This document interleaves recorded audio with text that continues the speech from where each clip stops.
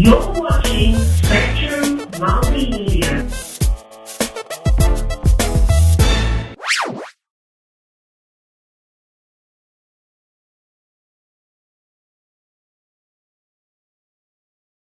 to speak, and I had sometimes controversial, sometimes formidable, sometimes radical community activists, Connie Burton and Life, give their take on the state of the black community. So I'm going to ask you, because I know that you're a progressive guy, a moderate guy who tries to bring everybody to the table. And with us knowing that, I wanted to ask specifically, as it relates to the mayor's race and the city election, will it make a difference on who becomes mayor, or regardless of who becomes mayor and who becomes on the city council, whether you're white or black, will we as the black community have to come up with a formula, somewhat of a report card to keep these people in track to what we need them to do in terms of a plan? Who will be responsible for that? How can that be implemented? Well, what we need a black agenda. It's been tried before in this town by Florida Sentinel columnist Randolph Kinsey. We need to bring people to the table and come up with a black agenda. It's been tried with the citizens committed to get out the vote and political empowerment with such leaders as Marvin Knight, Diane Hart, Janae Murphy. But people like myself, Michelle Paddock, who's a long-time community servant and community organizer, we have to all come to the table in this next mayor's election, which we have came to the table, to get the numbers up. See, you can't get nothing from the political involvement unless you participate, and participate at a high level. This last election, it was 22% of the 190,000 voters in the city of Tampa came out. 40,000 registered African-American voters. We had about 4,000 come out. That's unacceptable.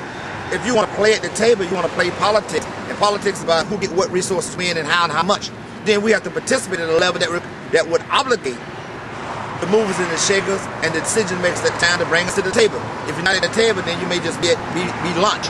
But we need to be at the table, and what ensures us at the table politically, and especially in this mayor's race, that's a strong mayor form of government, where the mayor becomes the chief executive officer of the city.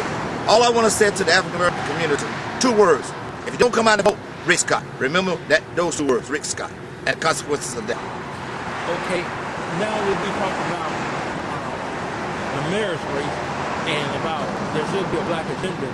I guess my question is, what African American groups will be coming together to create that agenda?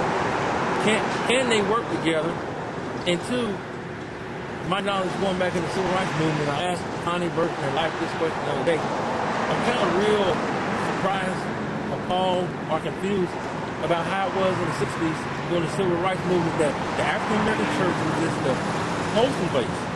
And by you being Muslim as well, Jarvis, the mosque, how we can't come together in those meeting places to push forward the agenda, whereas during the 60s, all these agendas came out of the church and out of those places where we normally met. And then we had the black newspaper that pushed our agenda too. So my question is, where will this agenda come from? Who will be the players in the agenda? And the other issue is about African Americans not having access to jobs, having access to home ownership as much. That's a question. A lot of people say, well, they ain't got nothing to say because they don't pay no taxes. You know, when I say taxes, property taxes. They can't demand services because most of them are rental. What do you say to my? I know it's a big question. Yeah, that's a mirage and smorgasbord question. Let me just try to break it down. First off, historically, and what's going on now is very differently. In the time of the civil rights movement, everybody, middle class, whatever social class you was in, everybody was being treated. You was all black. You was all black, and you'd all been discriminated. You all always been having the effects of the Jim Crow laws. It didn't regardless. Now it's different. We got African Americans. A statue got African American on grassroots level. So what we have to do is have the kind of leadership, and leadership is a resource for people that could bring all of the organizational heads to the table. The 100 black women, the 100 black men, the NAACP, the community organizers, the community activists, those on the ground, the Marvin Knights of the world, the Diane Harts of the world. All of us can come at the table and organize a black agenda surrounding what it is that we want in the area of economic development, and bringing jobs and local preference orders like white businesses can get contracts with the city and the county. That create wealth. Take Atlanta, Georgia, for instance, when Mayor Jackson was the mayor. that airport. He made sure that the airport, Hartsfield Airport, was not built without minority participation. And from that minority participation at the airport in Atlanta, Jarvis, you created 3 or 4 millionaires. Hear me, sir. Millionaires off one project. And those are the kind of partnerships and collaboration that we can create.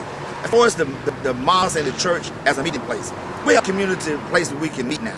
Having the places to meet as no problem. We got Tampa Park Plaza. We got community centers. We got Reagan Park community centers. We got Diane Hart's place. We got many places that we can meet. The challenge is for us to rise to the occasion and see the importance of organizing. And it has to be something in it for us. We have to have a total buy-in, not for us as individuals, but for us as a community, that we would rise together and all of us will have shared prosperity in the next mayor's administration. Let me not stop and talk about the city council race.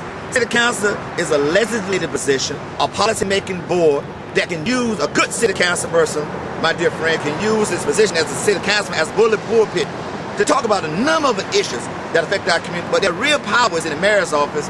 The power of the city council, they just set policy, set ordinance, and almost like a glorified zoning board. But they can't use that office as city council chair or city council person as a bullet pulpit to express issues of economic empowerment and political involvement. Well, thank you on that. Let me ask you another question. You answered the question about the meeting place, and I was talking about meeting place, but I was talking about in terms of black churches being a galvanizing place.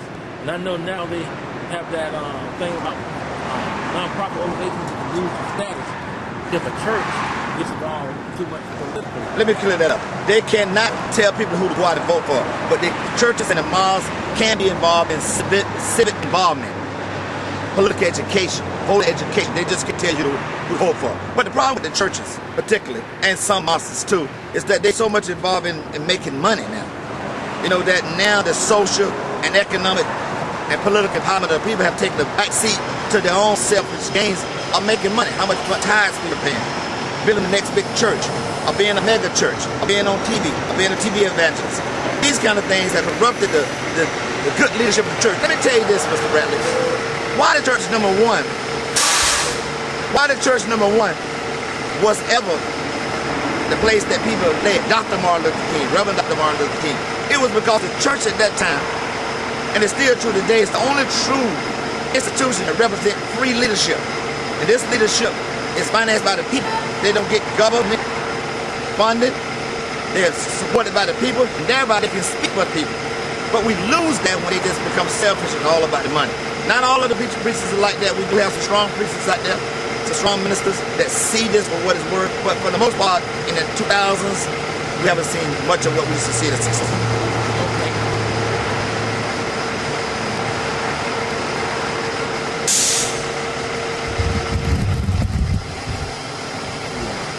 Just like a $50 for that truck. Now let me ask you, Mr. El-Maien, as it relates to the disappearance of black neighborhoods in the Tampa Bay area. Do you think that's taking hard on us as a black community about our development because we're so sprinkled out around the city now? And two, is that affecting our voting numbers and our schooling for our kids? You know, when I understand you're from Georgia, you probably went to school with other black kids. But when you just sprinkled out because the black neighborhoods disappearing, you probably have to go to a different school. But just tell me in general, what do you think about Tampa losing its historical black neighborhoods? Well, let's say this first of all. Let's put the blame where it needs to be put first. The blame needs to be put first. That was a move called urban renewal, which really became urban removal, and that was in the 60s, 1967, 1969, and when they came in with an express mayor, come up with a way to destroy historical black neighborhoods. The second part of that problem go back to a self-esteem issue. A lot of black people, when they got up in stature, they became up social, economic stature, they didn't want to live in the neighborhood no more. In other words, they didn't want to live in the hood no more. They want to live out in the suburbs with other people because they think living among their own people was not good. But that's a self-esteem issue.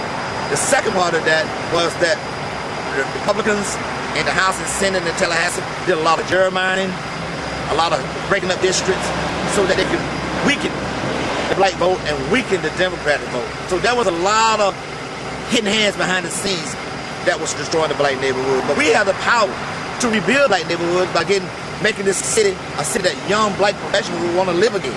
by getting high-speed rail, light rail, and bringing jobs to this and giving a corporate identity to Tampa, that we can bring young African-American professionals, that we can start building condos and townhouses in the urban core, that young people will want to live, play, and work in Tampa Bay. Okay, well, thank you for that.